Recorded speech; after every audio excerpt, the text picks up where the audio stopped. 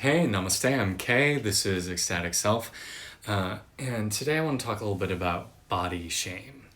So, we grew up in a culture that is, while highly sexualized in our advertising, is really very body negative, very body shaming. And we see in advertisements and in TV shows and commercials that the only bodies that are allowed are the ones that look a very specific way.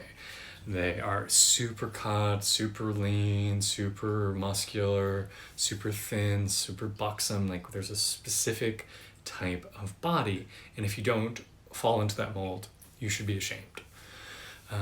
And yeah, there's Amy Schumer, the comedian. She has a funny little bit where she's like, you know what's the worst thing people can say when you post like a scantily clad photo online? The worst thing people can say is, ooh, brave, brave. Right? We don't want to feel brave. We want to feel sexy. We want to feel beautiful. But we live in a culture that is really body negative. And we even see that regarding, I've taught people breathing for 15 years now. And we see that in the way people breathe, right? Like they don't breathe into their abdomen because they're told to keep your stomach sucked in. It's more attractive. But that's not the way we're meant to breathe. Like the healthiest way of breathing is deep diaphragmatic breathing, about 6 seconds in, 6 seconds out. It helps reduce cortisol, stress hormone that makes people sick and fat and diabetic and give heart disease. So like we should be breathing slow and deep, but we don't because we're ashamed of our bodies. We don't want to look a certain way. And the thing is that this sort of culture breeds toxicity. Because I do hear people argue all the time, well, you want people to be healthy, and so we don't want to celebrate, fatness. We don't want to celebrate people being in an unhealthy body shape. And like, I agree that, yeah, we should be encouraging people to take wellness into their own hands and pay attention to their fitness and pay attention to their bodies. But you have to work with what you've been given with. And 99.95% of people are never going to look like the people in the magazines. Hell, the people in the magazines don't even look like the people in the magazines. I used to work for over a decade as a professional actor and did some modeling work, and I would see these people and like, oh my God, yeah, you're so amazing. But they don't look the same way in real life as they do on camera. I mean, not just filters in Photoshop, but they don't resonate in the same way. And guys, most of the guys I know in acting who have like these killer bodies for a film shoot, like they have them for that week, and then the rest of the year it's kind of like, oh, yeah, right, like that they've starved themselves or dehydrated themselves. Or those few people who do have those insane bodies year round are people who take chemical supplements that usually are not legal to give themselves those kind of bodies. And I'm not here to say that doing those things are wrong, right? Like I have definitely experimented in my own life of like, what would it look like if I tried, X, Y, Z to make me look a certain way. But for me, I know that that came from a place of insecurity, of saying me as myself is not enough, my body's not good enough in the way I'm naturally made, which frankly is bullshit. Because have you ever seen like a cheetah who's like, I wish I were more muscular, I wish my spots were further apart? No, they're the way that nature intended them, and they're beautiful. And we have a really bastardized idea of what humans should look like.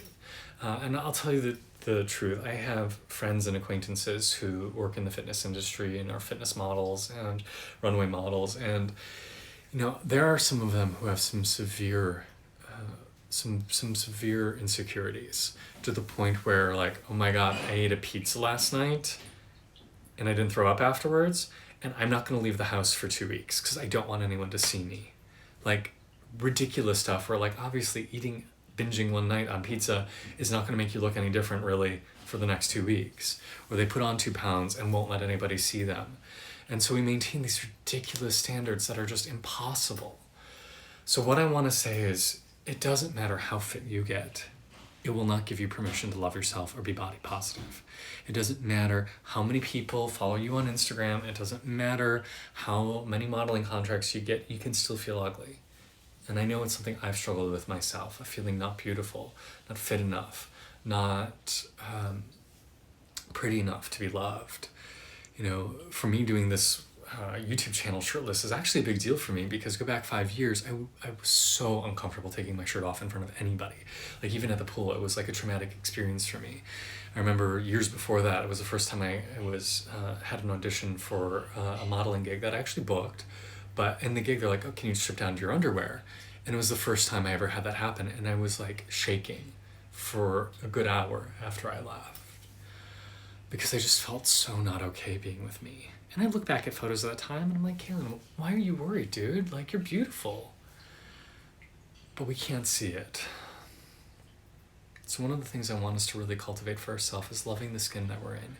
Yeah, take care of yourself, eat well, exercise. I think exercise is important. We should all move our bodies 30 minutes a day. We should all sweat at least 3 times a week. But don't make it the center of your well-being. And don't wait to say, hey, I'm quote unquote pretty now, so I'm happy to share myself. One of my best friends from high school used to be morbidly obese. She was well over 300 pounds. And I used to love the fact that she would show up at pool parties in a bikini, right? Bare midriff. I love that about her. And you know what's kind of been interesting, and I don't know if she's watching this, but what was kind of interesting is she had gastric bypass and she lost more than half her body weight. And now she's a little fat shaming. And it makes me a little bit sad because I would never have wanted anyone to treat her like that when she was big. And yeah, I get her point that she said she was making really unhealthy life choices that she didn't tell us about, and that she wants more for herself and wants more for other people in that condition. I get that. But shame, in the words of Brene Brown, shame has never motivated somebody to lasting change. Shame does not make people make positive habits that stick. Shame just makes people feel worse, not want to connect, not want to leave the house, and eat another bag of ho-hos, right? Like, it makes us do bad things. So we need to let go of shame and open to seeing that you're beautiful, you're magnificent, just as you are. And I know this is a really hard lesson for me, because for me too, like, I grew up feeling gangly and awkward and unattractive, confused about my sexuality. No one wanted to be my friend. No one definitely didn't want to date me. You know, in college, I asked out 3 girls, the first of which laughed in my face. Like, I never felt beautiful. Even working as an actor, I didn't feel beautiful. Even getting work for modeling, I never felt beautiful. The first time I had dated someone and they told me how beautiful I was, I couldn't hear it. Like, it is a struggle for all of us. So let's find self-acceptance. Let's find ourselves beautiful no matter what we are, how we are, because you're good enough and you deserve to be loved and you deserve to accept yourself for where you are, even as you're striving for change. So that's my thought for today. Leave some comments below if this is meaningful to you. And if you like what I'm sharing, please do share it with other people and hit subscribe. Have a great day. I'm Kay. Namaste.